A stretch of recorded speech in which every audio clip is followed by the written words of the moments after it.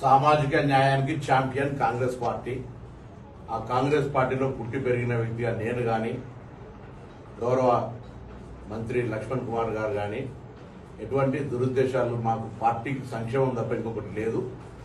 జరిగినటువంటి ఒక అపోహ, వాటన్నిటి పట్ల నేను ఆ మాట అనకపోయినప్పటికీ దానికి పత్రికలో స్వీకరించినటువంటి ప్రకారంగా కొంత తన బాధపడినటువంటి మాటకు నేను క్షమాపణ కోరుతా ఉన్నా. ఎక్కడ కూడా అటువంటి ఆలోచన లేదు. నాకు అటువంటి ఆ ఒరవడిలో నేను పెరగలేదు.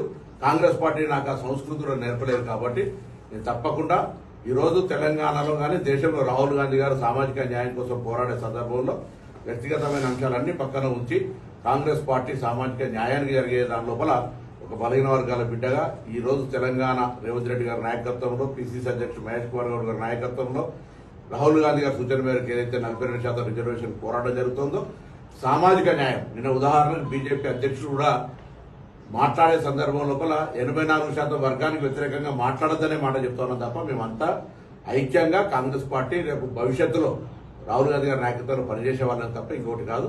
లక్ష్మణ్ కుమార్ గారు వ్యక్తిగతంగా బాధ కలిగి ఉంటే మాదిగ సమాజం కూడా మేము అంతా కలిసి పెరిగినటువంటి వాళ్ళమే కరీంనగర్ టౌన్లో. కాబట్టి అటువంటి ఎక్కడ కూడా ఆ అపోహ ఉండద్దు అనేటువంటి మాట నేను మరొకసారి ప్రత్యేకించి విజ్ఞప్తి చేస్తున్నాను.